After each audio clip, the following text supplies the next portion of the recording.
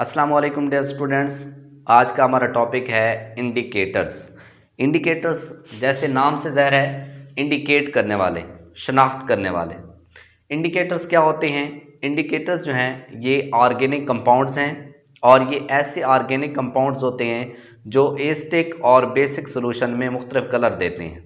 ठीक है, इनको किस मकसद के लिए यूज़ किया जाता है? इनको कोई भी सॉल्यूशन अगर आपको गिवन है, आपको सॉल्यूशन दिया जाता है और आपको कहा जाता है आप ये बताएंगे एसिड है या बेस है, तो आप क्या करेंगे? इन इंडिकेटर्स के इस्तेमाल से इस वो सॉल्यूशन जो होगा उसको बताने के काबिल हो जाएंगे कि ये सॉल्यूशन एसिड है या बेस। तो मैं लिख देता हूँ कि इंडिकेटर्स जो है, इसका हमारे पास पहला पॉइंट है कि इंडिकेटर्स क्या चीज़ हैं जी? Organic compounds. इंडिकेटर्स का शुमार ऑर्गेनिक कंपाउंड्स में होता है। सेकंड हमारे पास पॉइंट है कि इंडिकेटर्स जो हैं इनको किस पर्पस के लिए, किस मकसद के लिए इस्तेमाल किया जाता है? तो इंडिकेटर्स जो होते हैं इनको सॉल्यूशन की नेचर मालूम करने के लिए इस्तेमाल किया जाता है। For the identification of nature of solution, nature of solution. कोई भी सॉल्यूशन आपको गिवन है उसकी नेचर, यानी कि आया कि वो सॉल्यूशन एसिड है या बेस है, इस चीज़ का पता चलाने के लिए, इस चीज़ की शनाख्त के लिए हम इंडिकेटर्स का इस्तेमाल करते हैं। और ये जितने भी इंडिकेटर्स होते हैं ये डिफरेंट कलर देते हैं।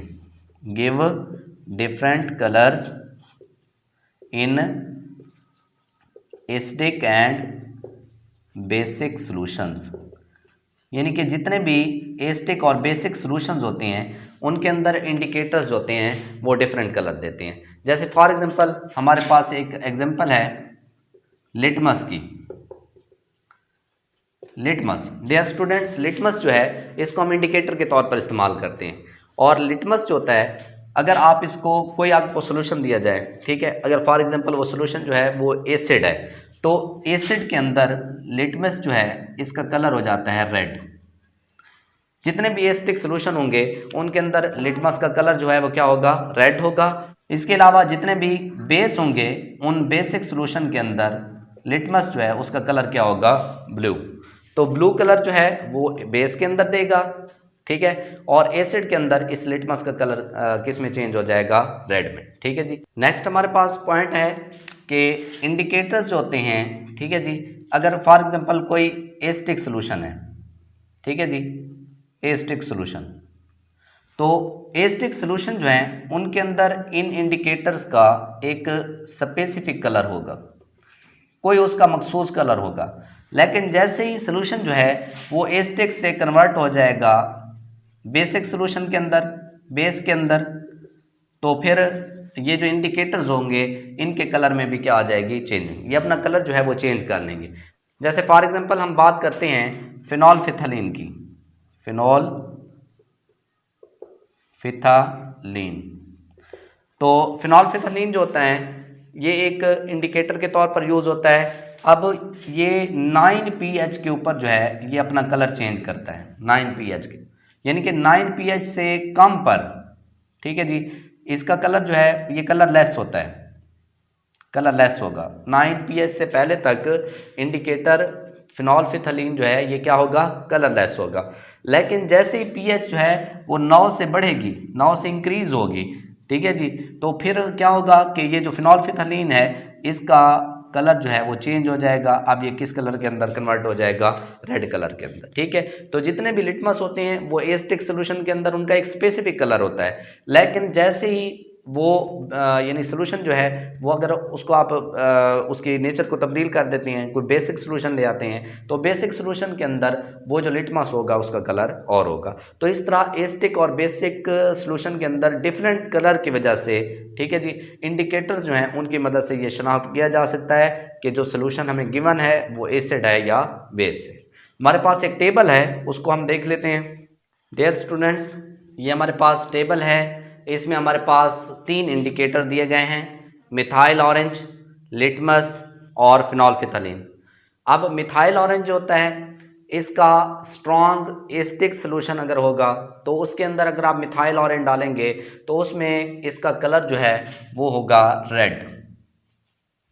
ये रेड कलर के अंदर चेंज हो जाएगा, ठीक है जी।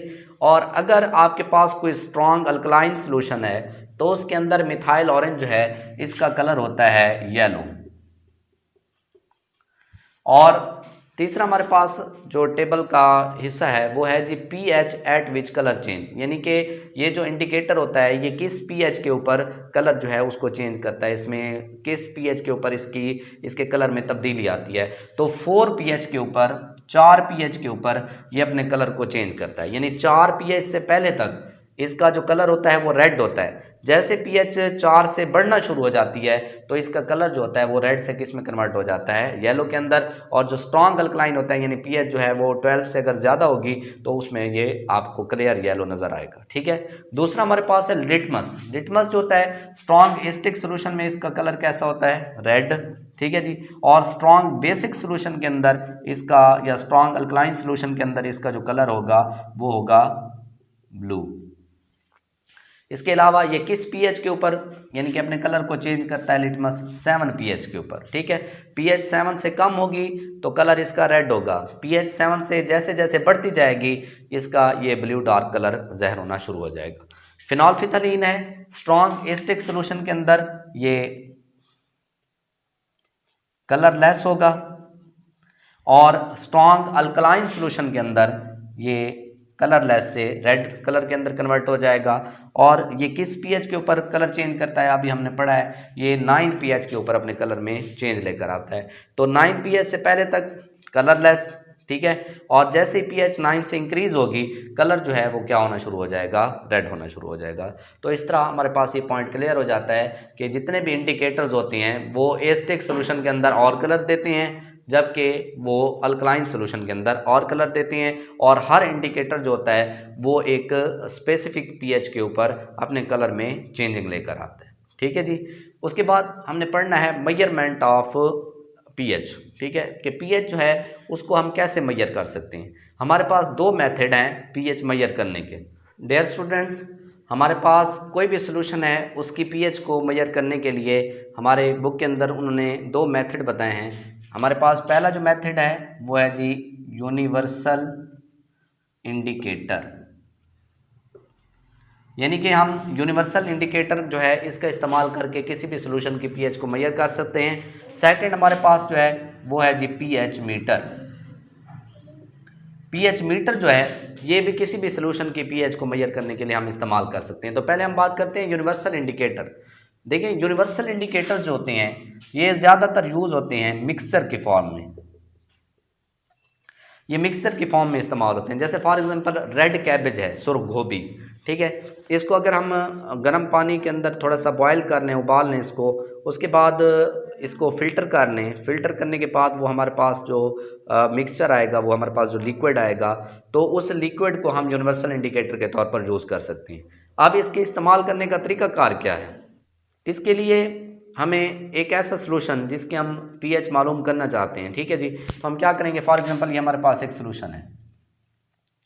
अब इस सोल्यूशन की हम पीएच मेजर करना चाहते हैं, हमें नहीं पता कि ये सोल्यूशन एसिड है या बेस है, तो हम क्या करेंगे, यूनिवर्सल इंडिकेटर की मदद से बता सकेंगे कि ये जो हमारे पास सोल्यूशन दिया गया है ये एसिड है या बेस। तो हम क्या करेंगे, हमारे पास यूनिवर्सल इंडिकेटर होगा, वो मिक्सर की फॉर्म में ज़्यादातर इस्तेमाल होता है। तो बाज़ का यूनिवर्सल इंडिकेटर जो है उसका हमारे पास कोई पेपर होता है, कोई टुकड़ा होता है, कोई पीस होता है। तो फॉर एग्जाम्पल ये हमारे पास यूनिवर्सल इंडिकेटर का एक पीस है। हम क्या करेंगे, इस यूनिवर्सल इंडिकेटर, ठीक है जी, इस यूनिवर्सल इंडिकेटर के पीस को इस सोल्यूशन के अंदर डिप करेंगे, उसके बाद इसको बाहर निकालेंगे। बाहर निकालने के बाद हम देखेंगे कि ये जो यूनिवर्सल इंडिकेटर का पीस है, टुकड़ा है, इसका पहले कलर और था, सोल्यूशन से निकालने के बाद इसका कलर और है। फॉर एग्जांपल मैं यहाँ पर लिख देता हूँ कि ये फॉर एग्जांपल येलो कलर का है। अब इसका कलर चेंज हो गया है, येलो कलर का है ये। ठीक है, तो हम क्या करते हैं कि उस यूनिवर्सल इंडिकेटर का बाद में जो रंग अपेयर होता है, उस रंग का हम कंपैरिजन करते हैं पीएच चार्ट के साथ। पीएच चार्ट जो है इसके ऊपर डिफरेंट पीएच जो हैं उनके डिफरेंट कलर्स दिए होते हैं। ठीक है, तो हम क्या करेंगे, इस येलो कलर को देखेंगे पीएच चार्ट के अंदर। फॉर एग्जांपल पीएच चार्ट को हमने देखा है, इसके ऊपर 0 से लेकर 14 तक पीएच, हर पीएच का अलग अलग कलर होगा। हम देखते हैं कि येलो कलर जो है वो फॉर एग्जांपल 6 पीएच के ऊपर है। ठीक है, 6 नंबर वाला यहाँ पर जो यानी कि हमारे पास बॉक्स है उसका कलर क्या बना हुआ है, येलो। तो इसका मतलब ये हुआ कि अब हमारे पास ये जो सोल्यूशन है, इस सोल्यूशन की पीएच कितनी हो गई, 6। ठीक है जी। अगर फॉर एग्जांपल ये जो यूनिवर्सल इंडिकेटर का पीस है, इसका येलो की बजाय फॉर एग्जांपल ये ग्रीन कलर अपेयर होता है, तो हम क्या करते हैं कि पीएच चार्ट के साथ इसको मैच करते हैं। फॉर एग्जांपल पीएच चार्ट के ऊपर 8 पीएच के ऊपर, ठीक है, हम सपोज कर लेते हैं कि 8 पीएच के ऊपर ग्रीन कलर मौजूद है। तो इसका मतलब यह है कि अब ये हमारे पास जो सोल्यूशन गिवन है, इसकी पीएच हमारे पास कितनी है, 8। तो डियर स्टूडेंट्स, इस तरह यूनिवर्सल इंडिकेटर जो हैं उनका इस्तेमाल करके हम आसानी से पीएच मालूम कर सकते हैं। दूसरा हमारे पास पीएच मीटर है। ये अथेंटिक और सबसे इजी वे है पीएच फाइंड करने का। इसमें क्या होता है कि आपको कोई भी सोल्यूशन गिवन है, ठीक है, उसमें आप क्या करते हैं, पीएच मीटर उसके अंदर डिप कर देते हैं। पीएच मीटर जो होता है, तो ये इसके पास एक इलेक्ट्रोड होता है, ठीक है। फॉर एग्जांपल ये एक पीएच मीटर है, ठीक है, ये उसकी डिजिटल स्क्रीन होती है, ये उसका फॉर एग्जांपल एक इलेक्ट्रोड है, ये मैं इधर लिख देता हूँ इलेक्ट्रोड। तो हम क्या करते हैं कि इस पीएच मीटर का ये जो इलेक्ट्रोड होता है, इसको इस सोल्यूशन के अंदर डुबो देते हैं, ठीक है। तो जैसे ही हम इसको डिप करते हैं और पीएच मीटर को हम बाहर निकालते हैं, तो हम देखते हैं कि इसकी डिजिटल स्क्रीन के ऊपर पीएच शो हो रही होती है, ठीक है। तो वही पीएच जो है वो हमारे उस सोल्यूशन की होती है जो हमें गिवन है।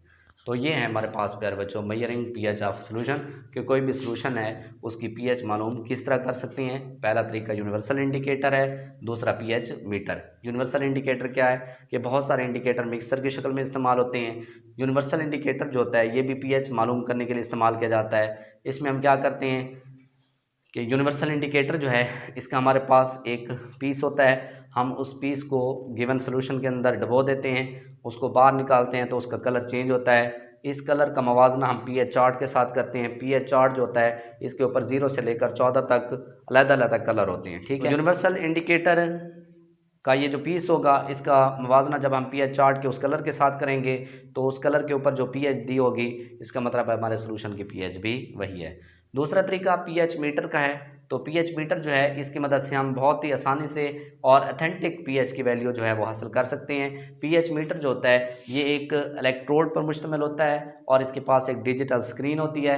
हम क्या करते हैं कि पीएच मीटर जो होता है, जिस सोल्यूशन की हमने पीएच मालूम करनी होती है, उसको उस सोल्यूशन के अंदर पीएच मीटर को उसके अंदर डिप कर देते हैं, तो सोल्यूशन जो है उसकी पीएच उस डिजिटल स्क्रीन के ऊपर शो हो जाती है।